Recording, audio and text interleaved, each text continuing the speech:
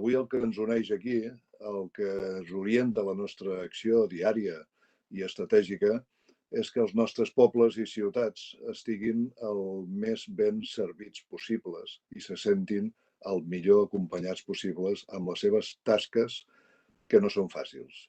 I per extensió, evidentment, la nostra gent també se senti protegida, apoyada i acompanyada en moments no fàcils. Ja s'ha dit, i ho reitero, el nostre vot serà clarament favorable en aquests pressupostos de l'any 2021. I ho fem per coherència i per responsabilitat.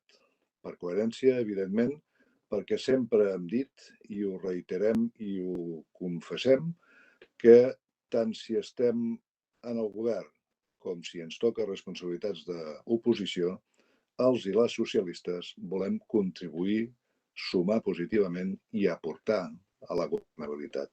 Perquè això no és qui té o no té més poder o menys. Això és si podem o no aportar el millor de nosaltres mateixos i dels nostres recursos per la vida de la gent i per les institucions a les que s'adreça aquesta Diputació, que són fonamentalment els ajuntaments.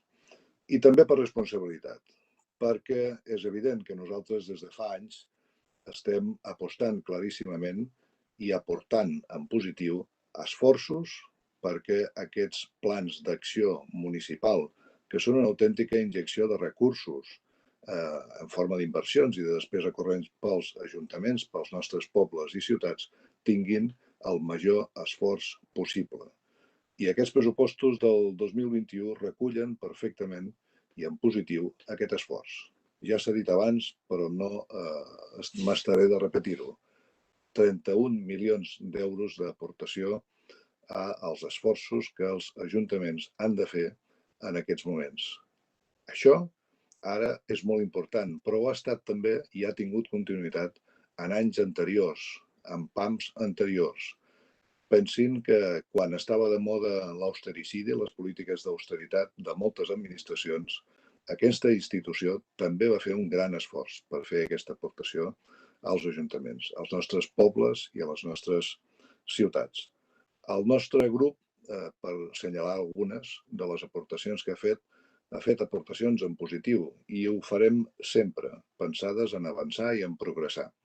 Una d'elles és una mesura, una línia de subvencions per potenciar la recollida selectiva, d'acord justament amb els objectius del mil·lenni, amb els objectius de desenvolupament sostenible de les Nacions Unides.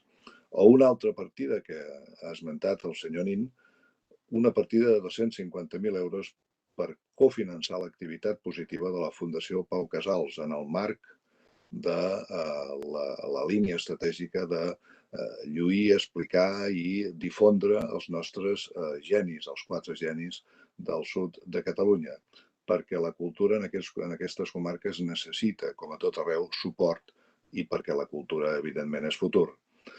També hem fet una aposta clara per iniciar els treballs per reforçar l'activitat industrial de la nostra demarcació, per reforçar la industrialització, que s'ha vist que és un pilar fonamental en temps de crisi.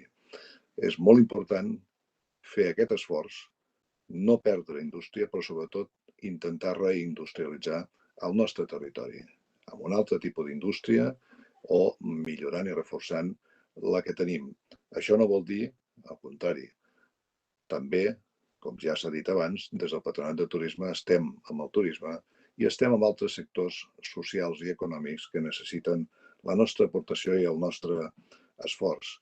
També estem d'acord, i així ho hem assenyalat, aprofitar el romanent de tresoreria, que aproximadament cap al mes de març tindrem pràcticament avaluat i comptat, per fer la nova línia de subvencions que complementen aquests esforços als que ens hem referit anteriorment.